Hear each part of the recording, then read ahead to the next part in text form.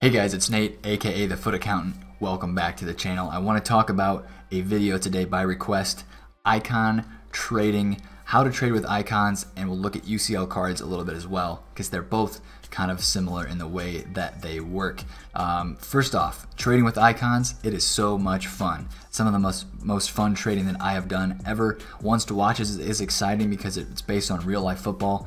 Icons are exciting because they're so rare and they're icons. They are legends of the game of football, and they're so much fun to see in game. They're really good to play with in game, and especially this year, I feel like they're just really good. A lot of pros are playing with them, and people are aiming to get icons in their team. So icons are kind of the goal for so many people that they're trying to get there. They're trying to grind their coin totals up to get to that level. And when you get to the level where you can kind of mess around with these cards, you will be able to see there's tons of areas and tons of ways you can make profit with these icons. So I want to start off by just the basics of how you trade with these icons. First off, a lot of times you're going to either do bid or snipe, which is, normal. You're not going to mass buy icons. But for sniping, what I want to talk about is you can only kind of go up to, you want to set like a filter basically based on how many coins you have. So instead of searching the whole entire icon market from here to here, right now what I'm going to do is I'm going to set a filter based on how many coins I have, and as you can see, I'm at about 1.45 million coins. That's the most I could spend on a particular card right now. And then I'm going to set a minimum value as well. So instead of searching here, I want to search here, because it fits my coin balance, and I want to kind of weed out those lower tier icons that people are only using for SBCs. So I'm going to put my minimum buy now to about 645,000 coins, and then I'm going to take the max price to 15 million. And basically what you're going to do with this is every time you search, you're going to change this, kind of like refreshing a page when you're sniping. So we're going to search, and we're going to get to the 59th minute as fast as we can. Usually it takes, actually, this is really fast, but it's Xbox. If you're on PS4, I'll talk through a couple of different filters here in just a bit, but the idea and the way you're going to go about it is the same. This is not a terrible price. He usually sells for $730. But first off, so you see a card. I know this card's not a bad price. I'm going to add it to my transfer targets. An inexperienced icon trader would look at this card and be like, oh, 713K. The next cheapest is 755. I can buy that and list it for 750 and it'll sell, and I'll make, 5K, 10K coins after tax. Wrong. You have to look at this card's price on Footbin. So we'll go over here to Footbin, and we will look at Hernandez. If I could actually type. We're gonna look at the 87 rated Luis Hernandez. So you see Footbin shows 755, but you got to look at the graphs. The graphs tell the entire story. So last week he was right around 720K. Over the weekend he went to 780. Now he's back down to about 730s. We look at the hourly graphs. He's been around 740. He's been anywhere from 680 all the way to 750. So I'm going to add that 713,000 coin card to my transfer targets, and I'm going to watch him and see what he sells for. If he sells within the hour, how long it took him to sell, and that kind of starts building your book of knowledge up here in your mind on what these cards sell for at different times during the week, and you just kind of figure out how much a card is worth. That's a decent price for George Best. I'd like to get it around 1.1 flat though, but right now that's the cheapest by far on the market, so that one looks really good on the market, so that's interesting to note. Lampard for almost $1 million flat, not a terrible price, but not the best. So that's basically what you do, is you keep going to the 59th minute and you keep getting familiar with these card prices. If you're just starting out, you want to get familiar. What's going on here with sometimes the filters mess up a little bit. You kind of have to adjust them to make sure that it works. As you saw, like after the first page, see, like right now I'm at the first page and I'm at the 59th minute, or 2 hours. That means there's something messed up a little bit with this filter. So sometimes you get that and you just kind of have to work it out. But now we're back in business. Maybe we'll see. But basically, just get familiar with the card's price, get familiar with the fluctuations, and you'll be able to find deals throughout the day. What icon trading takes a lot of is it takes a lot of time, because you have to be active on the market, active on the companion app. Actually, the companion app on mobile is the fastest way to get to the 59th minute, because you can click the next button faster and it will load the page faster than it will load on console. So that's very interesting. If you're good with your filters, you can get to the 59th minute very, very quickly. Is that a prime that is fresh? Rui Costa? That's not a bad price at all. I'm probably going to end up passing on that card, but we'll look it up just to see. I'm not really familiar with this one at the moment. I have not seen a lot of them. Wow. So he usually goes for around, he was around 800 in the weekend. He was about 730K during the midweek, according to Footbin. I'll show you guys what I'm looking at over here on Footbin. So the daily graph, he's around 730, went to 800. Hourly graph, today he went down to 720, and that basically tells me that this card is not a buy. During the day, he went from 800 to 700. Wow, that was a very big drop. So I'm not going to buy that card. I will maybe add it to my transfer list when we get back there. But basically, again, it's just knowing the fluctuations of the card, know what the card sells for. If you see a card like that Rui Costa, I want to add that to my transfer targets. I want to see what that card will end up selling for if it sells first round.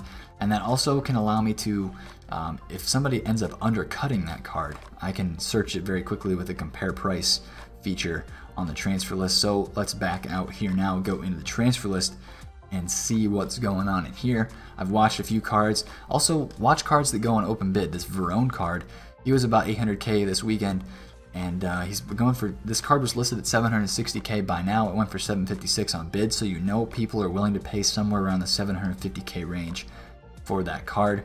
I've got a Crespo here on open bid that I am very curious to watch. The 1.4 million honestly isn't a terrible price.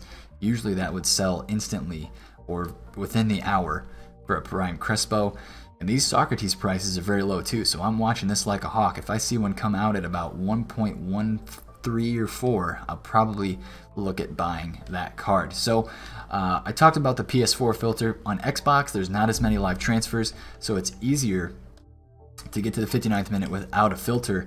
But on PS4, if you want to use the basic filter and do the exact same thing, you can get to the 59th minute pretty easy as well, just because the basic filter will show you cards that don't have chem styles, and especially on PlayStation, well, on Xbox too, when you get a fresh icon, that means no games played, no games played on the card. People will pay extra for that card. So this Rui Costa here, I'm going to add it to my transfer targets. It has not sold yet, but it is a fresh card, I think, if I remember correctly. Yes, it's a fresh card. First owner, tradable, if you see there, 0 games played, 0 goals, 0 assists. So I'm going to compare price. The next cheapest is 785. So I'll add that to my transfer targets, watch that card. But fresh cards always sell for more. So let's say you know Rui Costa will sell at 770K.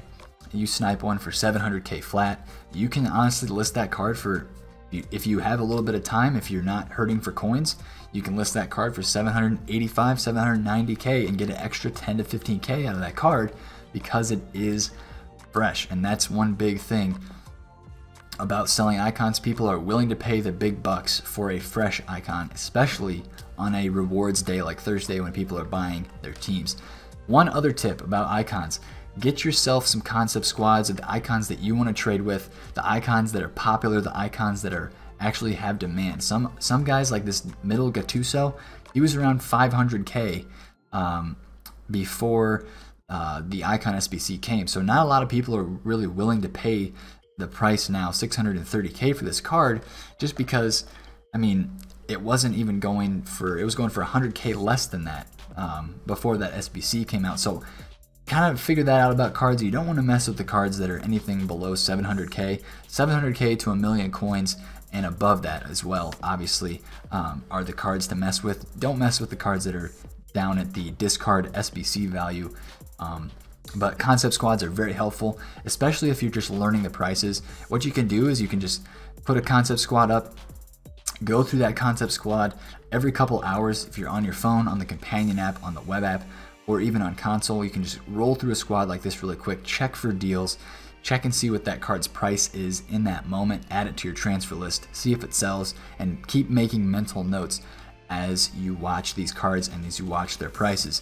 So basically, when you want to pounce on a card, when you find a card that is a very good deal that you know you can sell for profit, make sure you're calculating in tax. Tax is a very big issue with these icons up here at this this high coin level. Because if you buy this card, like this Crespo card, if you buy it for 1.4 mil, I mean, that's a lot of tax. That's 70,000 coin tax. If you sell a card at 1.4 million coins, 70,000 coin tax, 5% that you're gonna have to pay off that card. So if you sell them for 1.4 mil, you have to, if you paid 1.33 or less, yes, or less, that's what I mean, you will make a profit on that card. So that's one thing to keep in mind, tax.